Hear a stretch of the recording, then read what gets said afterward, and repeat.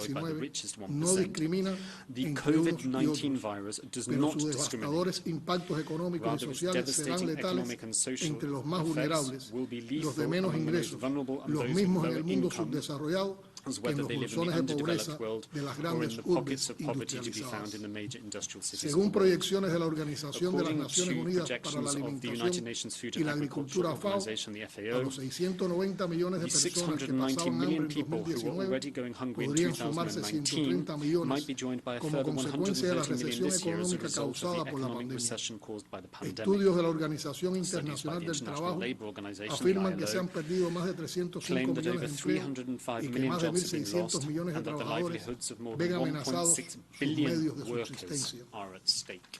No podemos enfrentar la COVID-19, el hambre, el desempleo y la creciente desigualdad económica y social entre individuos y entre países como fenómenos independientes.